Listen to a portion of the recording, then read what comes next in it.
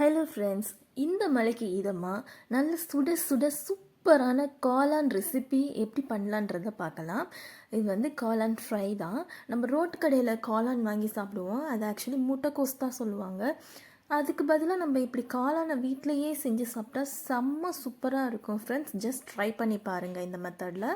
இதுக்கு ஒரு பேன் எடுத்துகிட்டு அதில் ஒரு 7 ஸ்பூன்ஸ் பக்கம் ஆயில் விட்டுக்கோங்க. ஆயில் நல்லா காஞ்சதுக்கப்புறமேலு கடுகு உளுந்தம் பருப்பு கொஞ்சமாக ஆட் பண்ணிக்கலாம். நல்லா இது பொரிஞ்சு வரட்டும்.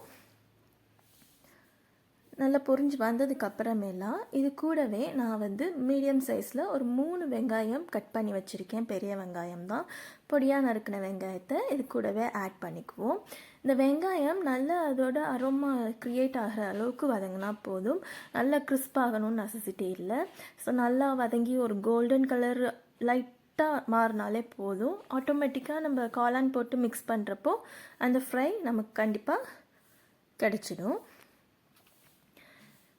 இதுக்கு நீங்கள் லைட்டாக உப்பு ஆட் பண்ணிக்கோங்க. அப்போ தான் வெங்காயம் சீக்கிரமாக குயிக்காக வதங்கி வரும். அதுக்காக நான் இப்போதைக்கு ஆனியனுக்கு மட்டும் தேவைப்படுற அளவுக்கு கொஞ்சமாக உப்பு சேர்த்துருக்கேன். இது நல்லா பரட்டி விடுங்க. ஒரு 3-4 நிமிஷம் பரட்டி விட்டிங்கனாலே போதும். நல்லா மூடி வச்சு நான் வதக்கி வைக்கிறேன். இதுலேயே நல்லா இந்த கோல்டன் ப்ரௌன்னு சொல்கிற அளவுக்கு லைட்டாக சேஞ்ச் ஆனால் போதும். அந்த அளவுக்கு இருந்தால் மட்டும் போதும், எடுத்துக்கலாம். இப்போ பெய்கிற மழைக்கு இந்த மாதிரி ஒரு சூப்பரான ரெசிபி ஈவினிங் டைமில் சாப்பிட்டீங்கன்னா செம்மையாக இருக்கும் ஃப்ரெண்ட்ஸ். ரொம்ப கூலிங்காக இருக்கிறதுனால இந்த கிளைமேட்டுக்கு அல்டிமேட்டான ஒரு சைட் டிஷ்ஷாக இருக்கும். நீங்கள் சாப்பிட்டு பாருங்கள். ஈவினிங் ஸ்நாக்ஸ் ரெசிபியாக சாப்பிட்டாலும் சரி, நீங்கள் சாப்பாடே இதில் போட்டு பரட்டி சாப்பிட்லாம். சப்பாத்திக்கு சைட் டிஷ்ஷாக வச்சுக்கலாம். செம்ம டேஸ்ட்டாக இருக்கும். இதே மெத்தடில் ட்ரை பண்ணி பாருங்கள். நல்ல சூப்பரான டேஸ்ட்டில் உங்களுக்கு ஃபுல் சாட்டிஸ்ஃபைடாக இருக்கும் இது சாப்பிட்டு பார்த்தீங்கன்னா. ஸோ ஆனியன் இப்போ வதங்கிடுச்சு. இந்த லைட்டாக சேஞ்ச் ஆகிருக்குல்ல, அவ்வளோ மட்டும் போதும். இது கூடவே இஞ்சி பூண்டு பேஸ்ட்டு நான் இங்கே எடுத்துருக்கிறது பார்த்திங்கன்னா ஒரு 2 டேபிள் ஸ்பூன் அளவுக்கு எடுத்திருக்கேன். இது நல்லா பச்சை வாசனை போகிற அளவுக்கு வதக்கி எடுத்துக்கணும்.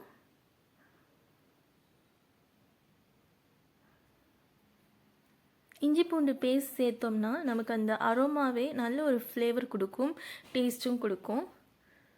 இது கூடவே மீடியம் சைஸில் ஒரு 3 தக்காளி நல்லா பொடியாக நறுக்கி எடுத்திருக்கேன். இதோட புதினா, கருவேப்பிலை, கொத்தமல்லி 3ஐயும் கொஞ்சம் கொஞ்சமாக ஆட் பண்ணிக்கோங்க. போட்டு எல்லாமே நல்லா மிக்ஸ் ஆகிற அளவுக்கு பரட்டி எடுத்துக்கோங்க. தக்காளியாக குட்டியாக தான் நறுக்கியிருக்கேன். ஸோ அது கொஞ்சம் வதங்குற வரைக்கும் நம்ம நல்லா கிண்டி எடுத்துக்கலாம்.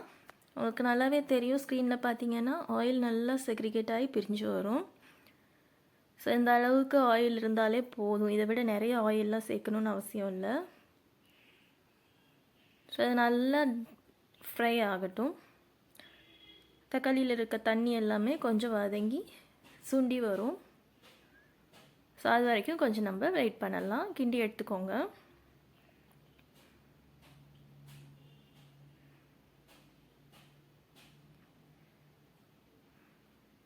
இப்போ நல்ல கிளைமேட் இந்த மாதிரி இருக்கிறதுனால வீட்டில் இருக்கிறவங்களுக்குமே நல்ல காரசாரமாக சாப்பிட்டா கொஞ்சம் சுல்லுன்னு இருந்துச்சுன்னா நல்லாயிருக்கும், டேஸ்ட் வைஸ் நல்லாயிருக்கும் அப்படின்னு எக்ஸ்பெக்டேஷன் இருக்கும்.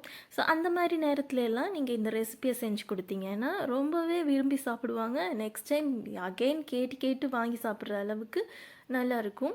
இதை நீங்கள் வடி சாதத்தோடு பரட்டி சாப்பிட்டீங்கன்னா அந்த டேஸ்ட் வேறு லெவலில் இருக்குங்க. ஸோ கண்டிப்பாக ட்ரை பண்ணி பாருங்கள். தக்காளி இப்போ குக் ஆகிடுச்சான்னு பார்த்துடலாம். ஓரளவுக்கு நல்லாவே மெஸ்ஸியாக இருக்குது. நீங்கள் நல்லா பழுத்த தக்காளியாக எடுத்துக்கிட்டிங்கன்னா இன்னும் கூட ஈஸியாக இருக்கும். ஒரு சிலர் அரைச்சி போடுவாங்க. நீங்கள் அரைச்சி போட்டிங்கன்னா உங்களுக்கு கிரேவி கன்சிஸ்டன்சி கொஞ்சம் திக்காக கிரேவியாகவே கிடச்சிடும். நான் இங்கே அரிஞ்சு தான் போட்டிருக்கேன். ஸோ அது வந்து நமக்கு பெரட்டினா அப்படி இருந்தால் போதும். கிரேவி கண்டிஷனில் தேவையில்லைங்கிறதுனால தான் நான் இந்த மாதிரி ஆட் பண்ணியிருக்கேன். இப்போ தக்காளி நல்லா வதங்கினதுக்கப்புறமே இது கூடவே 1/2 டீஸ்பூன் சீரகத்தூள், 3/4 டீஸ்பூன் மிளகுத்தூள், 1/2 டீஸ்பூன் சோம்புத்தூள், 2 பிஞ்ச் மஞ்சள் தூள்,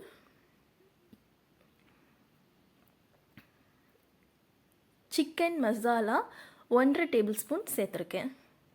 இது கூடவே இந்த ரெசிபிக்கு தேவையான அளவு உப்பு ஆட் பண்ணிக்கலாம். இது எல்லாத்தையுமே நல்லா எண்ணெயிலேயே பெரட்டி எடுத்துக்கோங்க. ஒரு 1 to 2 நிமிஷம் நல்லா பெரட்டி விடுங்க. அடி பிடிக்காத அளவுக்கு நல்லா நீட்டாக பெரட்டி விட்டுக்கோங்க. அதோட பச்சை வாசனை போனதுக்கு அப்புறமெல்லாம் நம்ம கட் பண்ணி வச்சுருக்க காளானை எடுத்துக்கலாம். எல்லாருமே அந்த பாக்ஸில் தான் வாங்குவோம். ஸோ நான் இங்கே வந்து 2 பேக் ஆஃப் காளான் வாங்கியிருக்கேன். ஸோ அந்த காளானை இந்த மாதிரி நறுக்கி வச்சுருக்கேன். இதை ஃபுல்லாக ஆட் பண்ணி நல்லா அந்த மசாலா கோட் ஆகிற மாதிரி ஃபுல்லாக நீட்டாக கிண்டி விட்டுக்கோங்க. எல்லா காளான்லேயுமே மசாலா மிங்கிள் ஆகிற மாதிரி நீட்டாக பரட்டி விட்டுக்கோங்க. ஆக்சுவலாக காளான்லேயே தண்ணி இருக்கும். தண்ணி அதுலேயே இருந்து வர்றதுனால நம்ம இந்த ரெசிபிக்கு பெருசாக தண்ணி ஆட் பண்ண போகிறதில்ல. நான் வந்து கொஞ்சமாக ஒரு 1/4 டம்ளர் அளவுக்கு தான் தண்ணி ஊற்றிக்க போகிறேன். ஆல்ரெடி நம்ம தக்காளியும் போட்டிருக்கோம். ஸோ தக்காளியிலேருந்தும் கொஞ்சம் ஜூஸ் இருக்கும். ஸோ அந்த தண்ணியும் இந்த காளானில் கொதிக்க கொதிக்க காளானில் இருக்க தண்ணியுமே நிறையா ஆட் ஆகும். ஸோ அந்த தண்ணியே இந்த ரெசிபி செய்கிறதுக்காண்டு போதுமானதாக இருக்கும். நல்லா வதக்கி விட்டுட்டு ஃபுல்லாக கோட் ஆனதுக்கப்புறமேலு லிட் போட்டு மூடி வச்சிடலாம். அப்பப்போ ஓப்பன் பண்ணி இந்த மாதிரி பரட்டி விட்டாலே போதும். இப்போ பார்த்தீங்கன்னா தெரியும் உங்களுக்கு, இதில் ஆட்டோமேட்டிக்காக தண்ணி வந்திருக்கு. ஸோ நான் கொஞ்சோண்டு ஒரு 1/4 டம்ளர் அளவுக்கு தான் தண்ணி ஊற்றிருக்கேன். பெருசாக தண்ணி நிறையாலாம் ஊற்றலை. ஆல்ரெடி காளான்லேருந்தும் தண்ணி இறங்க ஆரம்பிச்சிருச்சு பாருங்கள். இதை நல்லா டீப் ஃப்ரை பண்ணுற மாதிரி எடுக்கிறதுனாலும் தண்ணியை ஃபுல்லாக அப்சர்வ் ஆகிற வரைக்கும் நீங்கள் கொதிக்க வைங்க.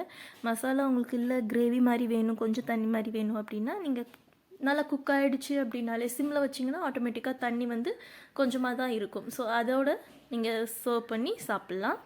இப்போ பார்த்தீங்கன்னா தண்ணி நல்லா நிறையா வந்துருச்சு பாருங்கள்.